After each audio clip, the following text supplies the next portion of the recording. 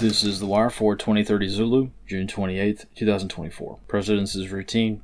Information cutoff is 1930. Bottom line up front. Indications of Israeli invasion of Lebanon continue to mount. Houthi attacks continue. Train derailment in Illinois causes evacuations. Beginning with international events, in the Middle East, tensions remain high regarding a potentially impending Israeli invasion of Lebanon. Various world powers continue to express growing concerns, to include the United States. Analyst comment. Additionally, maritime watchers have noted the maneuver of various U.S. Navy assets to the region. However, it's not clear as to if these specific movements are routine or more of a diplomatic power projection. However, it is overwhelmingly likely that the preliminary staging of forces throughout the region is occurring to some degree, should a rapid evacuation operation be necessary. In the Red Sea Horn of Africa region, Houthi attacks on commercial shipping continue.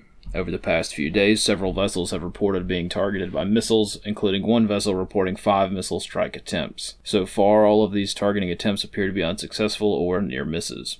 On the home front, in Illinois, a train derailed in Madison, causing limited local evacuations due to a leak of at least one car containing liquefied petroleum gas. The leak has since been contained and recovery efforts are ongoing. No other hazmat concerns have been identified as a result of this derailment. In Kentucky, yesterday, Representative Thomas Massey's wife passed away suddenly and unexpectedly. No further details have been released at this time. In Washington, D.C., the Supreme Court has overruled a controversial 1984 decision that previously allowed federal agencies to interpret ambiguous laws. Analyst comment. This case, Chevron versus Natural Resources Defense Council, colloquially known as the Chevron Doctrine, has been cited as the bedrock of federal agencies being able to interpret the technical details of laws and, in many cases, in effect, add to or detract from the legal text as passed by an elected body. Overruling this case, in theory, it removes a substantial portion of the bureaucratic authorities granted to federal agencies, meaning that a substantial shift in administrative law is likely to occur as a result of this ruling, to include the more than 18,000 laws that cite the precedent of this case. Analyst comments for this wire. Last night, Israeli media reported that the White House has lifted the soft hold on the export of Mark 82 bombs to Israel. As a reminder, the White House had hesitated to export these unguided munitions for fear of the potential for civilian casualties in Gaza. As such, this shipment, and other shipments of even larger munitions, had been placed under review until the decision was made to complete the arms transfer. Overnight, various Israeli media outlets, citing confidential sources, claimed that the arms transfer had been approved, and the shipment will be completed after the Israeli operation in Rafah has reached a conclusion. Of course, unverifiable information from historically questionable sources must be taken with a grain of salt. However, this may signal a few impending milestones.